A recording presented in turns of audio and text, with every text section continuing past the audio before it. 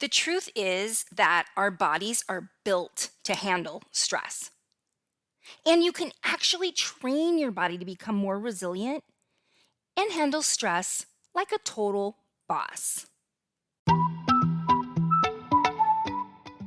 Welcome to Rev Your Metabolism with Alicia Murphy.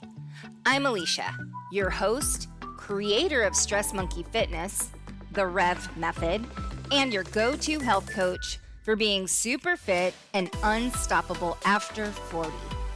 With 15 years of rocking the fitness and nutrition industry, plus overseeing the wellness program for a major shoe company, I'm here to share my knowledge with you. Are you ready to join me on an exciting journey to restore your metabolism, boost your health, and turn back the aging clock? On this podcast, we'll unlock the secrets to boundless energy, burning more fat naturally, and feeling confident in your own skin. Get ready to soak up simple yet powerful strategies that will transform your health and fitness game. These tips will be a game changer, so hang on to your hats and glasses. And do not forget to hit that follow button so you won't miss any of our amazing tips and tricks. All right, let's rev it up.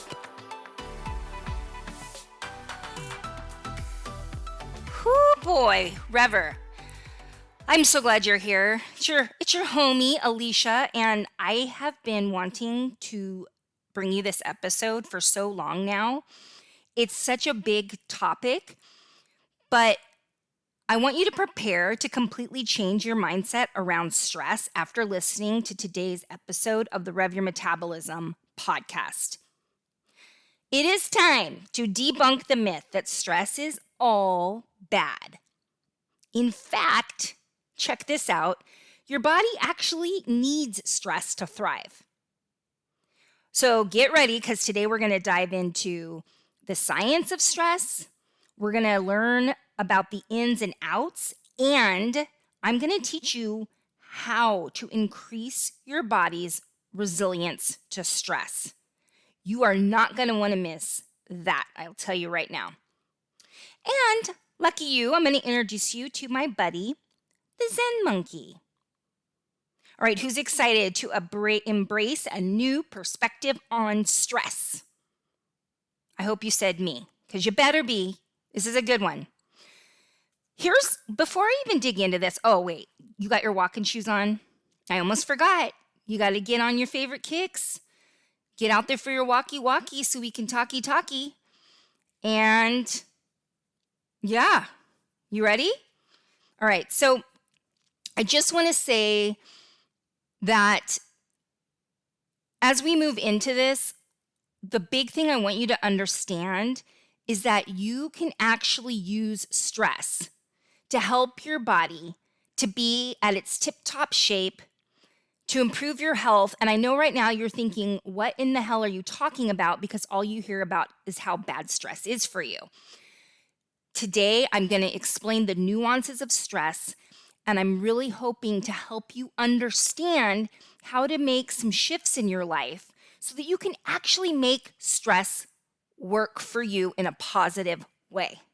Sound good? Okay, here we go.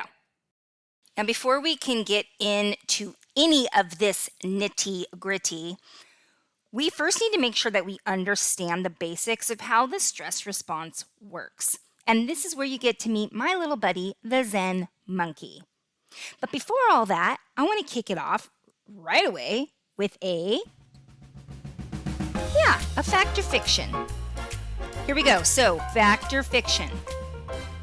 The part of your stress response, often referred to as fight or flight, is also known as your sympathetic nervous system.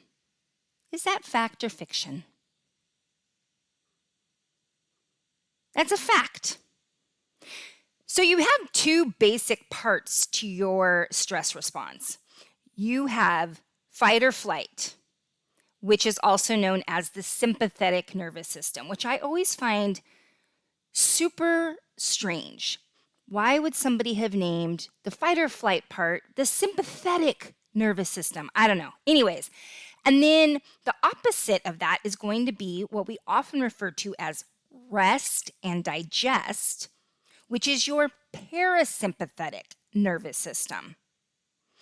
Here's the thing. You can't be a little in of each at the same time. You are in one or the other at any given moment. And just to make things easier for you, to help you kind of wrap your mind around this, I have named them the Stress Monkee and the Zen Monkee. So I want you to start think of your fight or flight as your stress monkey. All right, that's the sympathetic nervous system, is your stress monkey. And then over on the other side, we have our Zen monkey, which is rest and digest. Make sense? So really quickly, I want to talk about, on a side note, why the topic of stress is so effing important to me, and why what I'm going to talk about today has totally changed my life and the way I think about stress. And I'm really hoping it has the same impact on you. I'm going to try to make this dramatic, crazy story very short. When I turned 40 years old, and if you have been listening to this podcast, following along, you know I got very sick, took a long time for any doctors to figure out what was wrong with me. I ended up in the ICU for 5 days, found out that I had type 1 juvenile diabetes. That is the kind you usually get as a child or are born with it.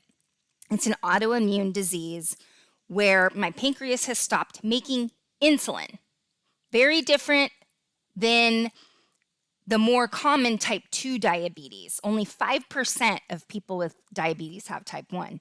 Now, here's the reason, here's where the stress part comes in. So I'm sitting there in ICU, all these doctors are coming in and they're like, who in your family has type 1? Where is this coming from? One doctor says to me, how stressed out have you been over the last year or two? Rever, let me just tell you, the year to 2 years preceding my diagnosis were incredibly stressful. And unfortunately, I wasn't equipped with the knowledge I am now of how to help my body be more stress resilient. When the doctor said that to me, and I told her I have been so stressed out, she said to me, we know that autoimmunes are often linked to stress. Okay, that put me on this whole trajectory. I started to deep dive to learn more about stress. And I started realizing that all the things I had been taught about stress was stress is bad, stress is toxic, stress makes you sick. And yes, those things can be true. And we're going to talk about the ins and outs of all that today. However, I think what's happened is we have created the feeling for most people that stress is so bad that many of us are stressed because we're stressed, right? And I can't stand when I see these things that say, how to be stress-free. Homie, that is some bullshit. That is delusional. You cannot be stress-free. Trying to avoid stress is silly. So I'm going to teach you today. So, okay, Alicia, smarty pants, what do I do instead? We're going to talk about that today. That is why this topic is so important to me, and that is why I'm really, really hoping that you listen to this whole entire episode, share it with your friends, because honestly, this has been a game changer. The things that I have learned about stress, what it actually is. And the reality is we need stress. Without stress, you would cease to exist, believe it or not. Now, first, let's get the bad news out of the way. Is there a bad side of stress? Duh. Yes, of course there is. We know that stress can be toxic. Stress can make you sick. Stress leads to many chronic diseases. Stress can make you physically hurt. It's not good. Yes, we know this. And before I get into the good news, because there's a lot of good news in this episode, Rever, you're going to be so excited. What I do want to talk about that's really important is how stress affects your metabolism. And I'm going to really hone in on why stress keeps so many women over 40 from reaching their goals when it comes to being fit and in shape. So, okay, how stress affects the metabolism. When we're under emotional stress or physiological stress, that could be too much exercise or too little food. Both cortisol and the sympathetic nervous system activity, remember that's the fight or flight, is increased. This can lead to weight gain, particularly around the organs. That's visceral fat, and that is the fat that is deadly. It can lead to insulin resistance and increased blood pressure. I think that right now would be another fan-freaking-tastic time for a fact or fiction, because you should know this one, River. All right, fact or fiction. When we are stressed too much, too often, and we have too much cortisol too much, too often, that can lead to excess fat storage, especially in the belly area. Yep, that's a factoroonie. Really quick review. Remember, when your cortisol goes up, your body thinks that you're in danger. So it wants to give you an immediate source of energy by increasing your blood sugar. But if you're, say, stressing out because you're sitting on the 405 freeway, those of you here in Southern California know what I'm talking about. You're sitting in bumper to bumper traffic and you're pissed off and you have road rage and you're thinking about all the errands you have to run and, right? And so here goes your blood sugar because your cortisol raised. But the thing is, you don't need an immediate source of energy because you're just sitting in traffic. So now the hormone insulin has to be released in order to lower your blood sugar. And that means the insulin can take some of that blood sugar, and if it's not able to store some in your muscles because your muscles are already full of sugar from the meal you just ate, it's going to get stored as fat. Make sense? In other words, what I'm trying to say here is, yeah, there is a bad side of stress for sure. But most of it is due to our current lifestyle and the way that we eat our food. Well, not the way we eat our food. Well, that too, if you're eating it in a stressful manner, but the food we eat. So here's my question for you, Rever. I want you to think about this, okay? You ready? Are we living in the most stressful time right now? In other words, do you think that we have it worse than any other time period before us? Because that's what a lot of people say. They're like, oh yeah, stress affects us because we live in the most stressful time. Well, let's think about it. Think about stressful times in history. Do you think that being a hunter and gatherer was not stressful? Not knowing if and when you were going to eat again? Having animals chasing you? Neighboring tribes chasing you? You don't think that was stressful? Or what about the Civil War?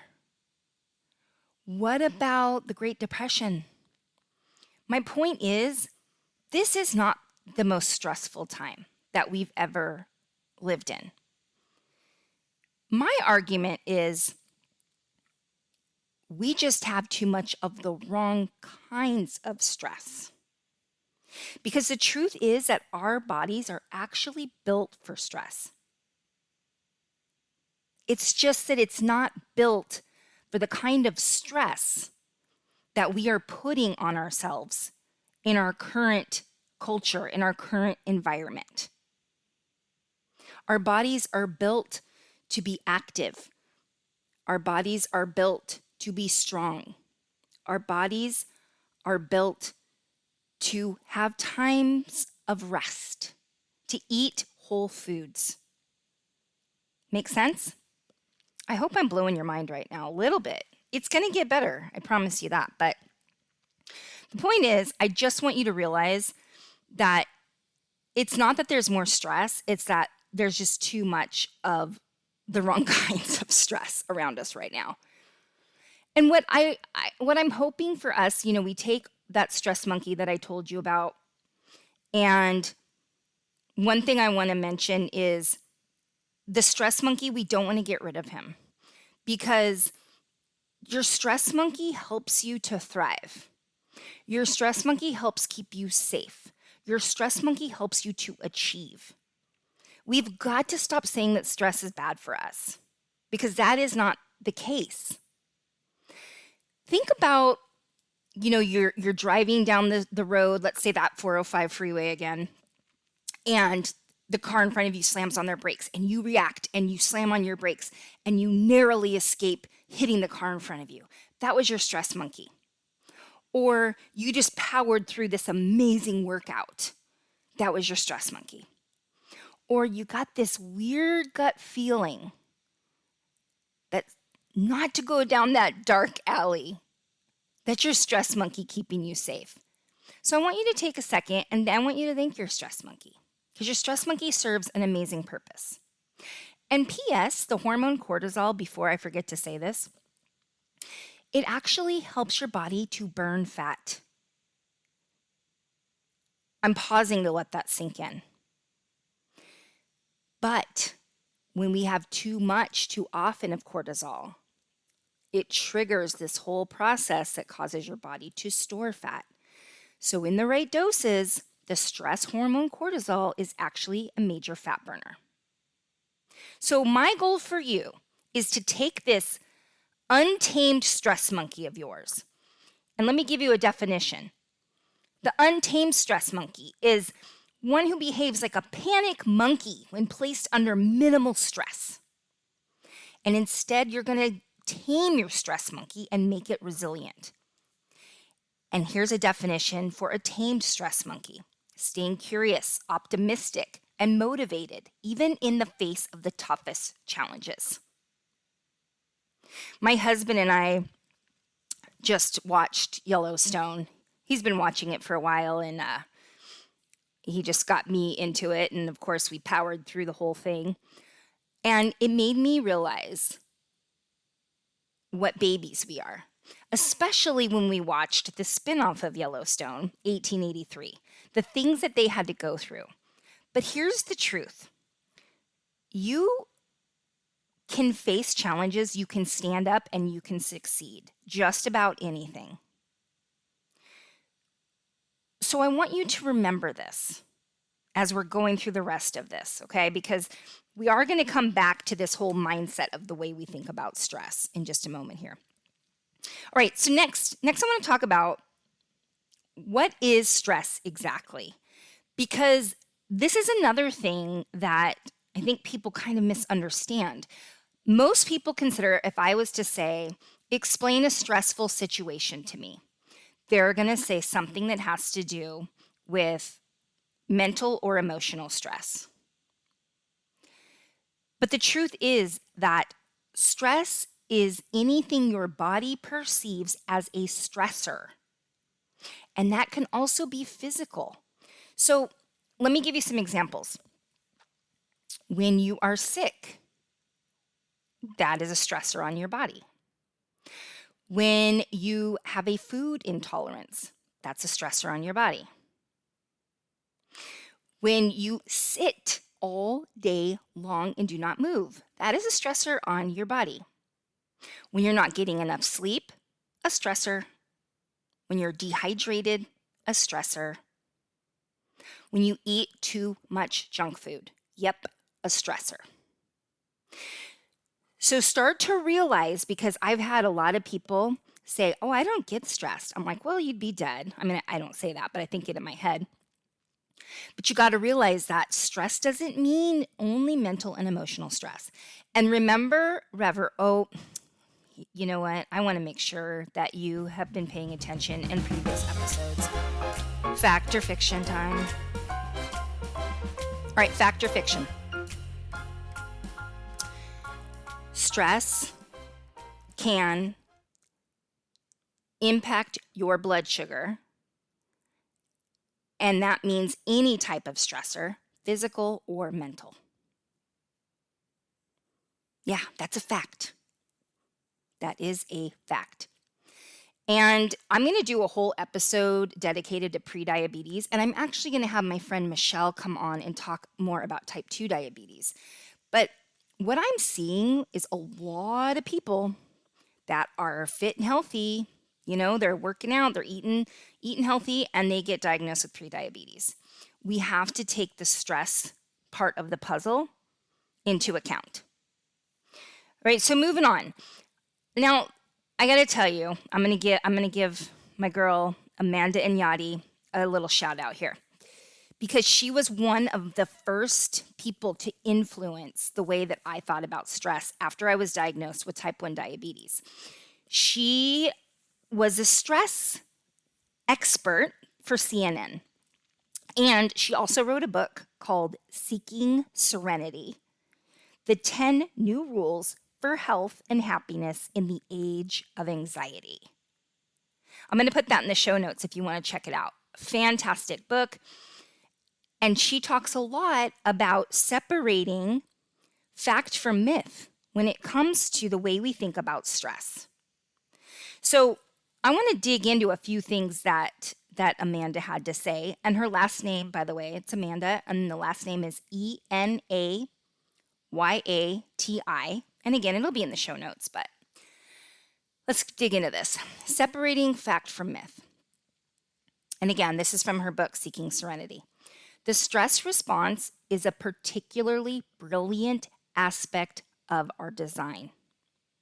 It heightens efficiency and mobilizes strength and energy at the exact moment when our bodies need it most, when we sense threats in our immediate surroundings.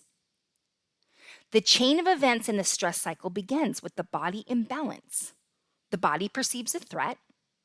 It rises to the challenge and transforms to handle the stressor. The crisis is handled, and the body returns to balance. It's like you have a superpower. Your body is so rad that it actually helps to prepare you for a threat. But here's the problem, is that for most of us, that threat is constant. It's not, we perceive a threat, our body revs up, handles the threat, and then we go back to balance. It's our body perceives a threat, our body perceives a threat, our body perceives a threat, right? And that's where the malfunctioning is going to start to happen. Now let's talk about, again, this is from Amanda Enayati's book, Seeking Serenity, range of benefits from short bursts of acute stress. So acute stress, right, is just these one-off stressors. Chronic stress is when it's constantly happening. So the benefits of short bursts of stress is it enhances the immune response so that we recover better and faster from both psychological threats and physical ones. It boosts brain plasticity. It enhances memory and learning. And I'm going to throw one in as well. The better your body can handle stress, the better the impact is on your blood sugar, the better your metabolic hormones are going to function. So this is why we need our stress monkey. We just don't want to let it be a driver in the seat all the time. We want a tamed stress monkey. And another thing is, instead of trying, once again, to avoid stress all the time, I want you to think of this. Your stress response is supposed to look like peaks and valleys. And I do believe that that is in Amanda Enayati's book as well. So imagine, the line goes up because you have a stressor, you deal with it. That's your stress monkey. And then you come back down into rest and digest. That's your Zen monkey time. Then you go back up and then you go back down. So that's what your stress response is supposed to look like, peaks and valleys. Unfortunately, for many Americans, the minute we wake up in the morning, we grab our cell phones, we read that annoying email, we're thinking about our day, we're stressing out, we're driving to work, we spill coffee on ourselves. By the time we get to work, it is not peaks and valleys. It is plateaued at the very top, and our stress monkey is fully in charge and is like wired, okay? Now, one thing I want to mention too is this is what I like to teach people. It's not about trying to avoid stress. It's about taking Zen monkey time. And that's why I like to teach the stress response as Stress Monkee and Zen Monkee. So yes, we love our stress monkey. We need that little cute babushka. Look at my stress monkey logo. That's my tamed stress monkey. But you have to make time for Zen monkey time because relaxation for most of us is not naturally built into our day anymore.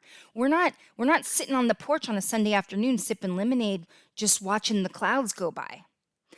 So we're going to talk more about this when I get to how to handle your body, how to handle your body. Oh my stars. How to help your body handle stress better. And it's just embracing more Zen monkey time. Easy peasy, a lemon squeezy. All right, now here we go. We're going to move into, so we talked about Amanda Enayati. I'm looking at my notes. Oh, and don't worry, I am going to get to it that you can train your body to be more stress resilient. I mean, come on. That's pretty rad, right? All right, so Amanda was the first person that really I was like, whoa, I think I have this stress thing all wrong.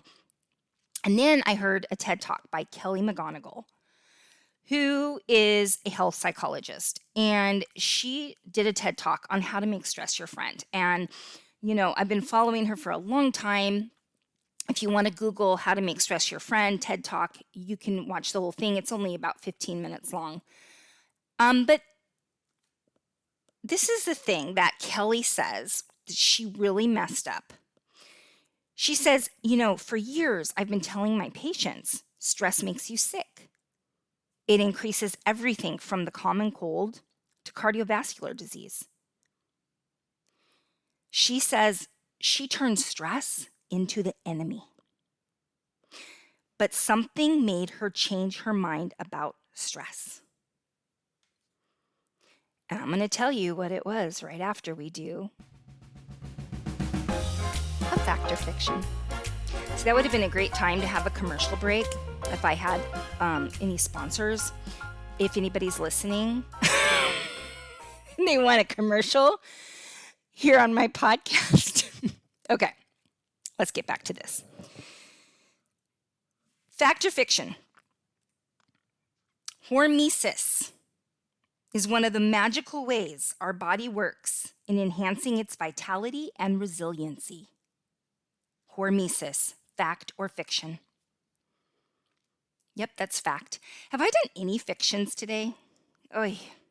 I'm going to start throwing you lots of fictions, so you're going to get some curveballs coming your way. So you better be on your toes, Rever.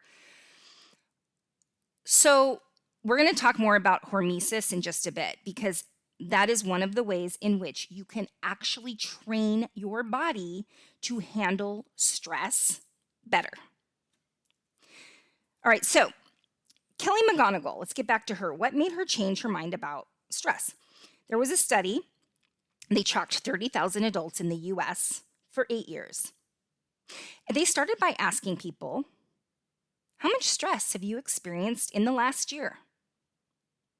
They also asked, do you believe that stress is harmful for your health? And then they used public health records to find out who died at the end of the 8 years. All right, bad news first. People who experienced a lot of stress in the previous year had a 43% increased risk of dying. But that was only true for the people who also believed that stress is harmful for your health.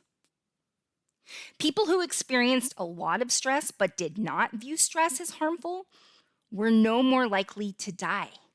In fact, they had the lowest risk of dying of anyone else in the study, including the people who had relatively little stress. I mean, what? Here's the deal. Change your perspective to seeing stress as helpful. See your stress monkey as helpful for your performance mentally and physically. Because the research shows how you think about stress matters. We cannot get rid of our stress, but we can get better at stress. And that's going to lead us into our first tip to increase your resilience to stress, and that is perspective. Hopefully, listening to this podcast today is changing your perspective on stress. Remember, we need our stress monkey. Stress helps you to achieve physically, mentally. It keeps you safe. So let's quit making stress the villain. So that's number one, changing your perspective around stress. It's not a bad thing. Just too much of the wrong kinds can be a bad thing. All right, the second component, the second tip in helping you to be more resilient to stress is finding meaning. Viktor Frankl, who was one of the survivors of the Jewish Holocaust, he went on to write a book, and his big message was you must find meaning in life in order to thrive. And if you do find meaning, you can survive damn near anything. A quote by Viktor Frankl was, "Our main motivation for living is our will to find meaning in life." And this is another quote by Viktor Frankl. "Between the stimulus and response, there is a space." Before I move on with this quote, I want to explain what that part of the quote means. The stimulus meaning the thing that's stressing you out, and the response means how you react, okay? So between stimulus and response, there is a space. In that space is our power to choose our response. In our response lies our growth and our freedom. Finding meaning. It can be something as simple as helping others, donating money to animal rescues, being a coach. It doesn't have to be this big, huge, overwhelmingly ginormous meaning. What gives you meaning? You got to find that. All right. I'm getting all like, woo now. Moving on, the next thing I want to talk about is your Zen Monkee. This is another way to help your body handle stress better. Start giving your Zen Monkee a little bit of love, meaning take intentional breaks from the stress. This could be as simple as setting a timer on your phone for 3 minutes and closing your eyes and just being quiet and breathing. So simple. Because I hear people say, I don't have time to meditate. I don't have time for this. I don't have time for that. You do. And if you're saying you don't have time, that means you need it more than anybody else. So let me give you some examples of Zen Monkee time. I just mentioned breathing. Just slow down your breathing. Okay? Meditation. Yep, that's a great one. And you don't have to meditate for a long time. There's so many apps you could download. Do a 5-minute meditation. Slow to moderate paced walking. That's Zen Monkee time. Laughing. Go on YouTube and find something funny. Laughing helps. That's Zen Monkee time. Massage is Zen Monkee time. Doing things you enjoy, like something artistic, creative, listening to music that you love, spending time with others, spending time with your pets. This is very important, my sweet friend. So important. Because remember, stress can help you thrive. But you got to love that Zen Monkee up too. And the last thing I'm going to talk about, and then I'm going to wrap it up, and I'm only going to touch on this a little bit today, because as I'm sitting here doing this episode, I'm realizing that we should spend a lot more time on this topic. And it's something called hormesis. Remember? The fact or fiction. Hormesis is one of the magical ways our body works in enhancing its vitality and resiliency.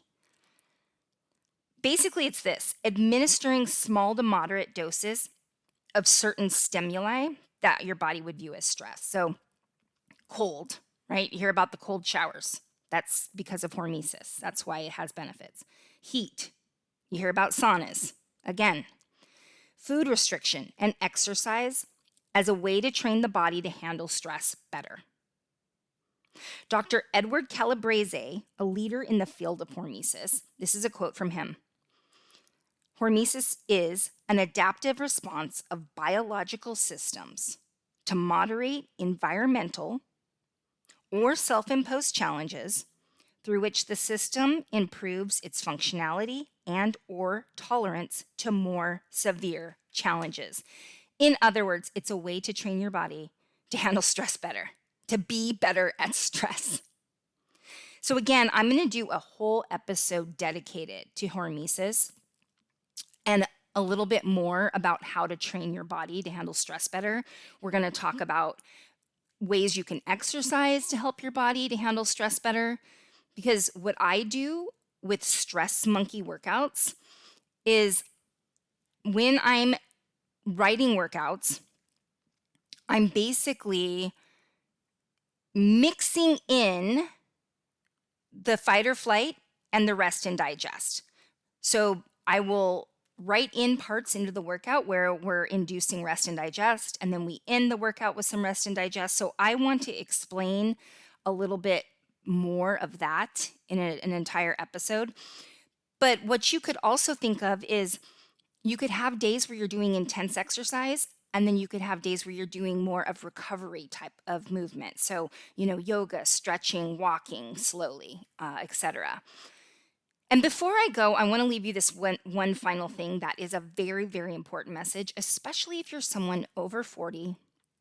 And I'm sorry, it affects women more than men. And you're doing all the things and you're not getting results, especially if you have that belly fat going on. You got to look at your stress. And remember, anything your body could perceive as a stressor.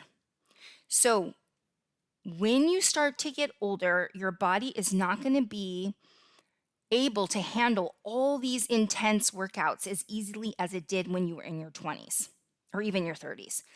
Orange Theory, F45, CrossFit. If you're going to do those type of workouts, I wouldn't do them more than one day a week, to be honest with you.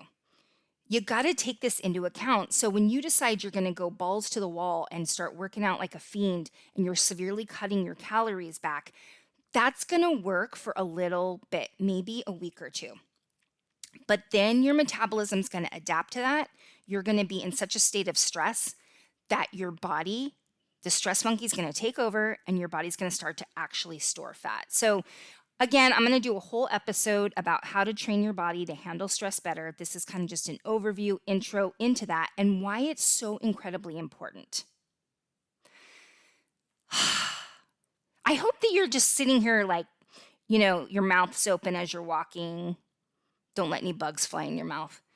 And you're like, whoa, mind is blown. Stress is not bad. Yeah? Okay. Well, I always love you being here. I love talking to you. I really appreciate you taking time to walk and talk with me today. And if you think this episode was helpful, I would love it if you would leave me a review or a rating. Super helpful for me. Or share this with somebody. This is a message we've got to get out there. Don't you think? All right, my cute little rubber. Have a fantastic week. And I will see you next time. Bye for now.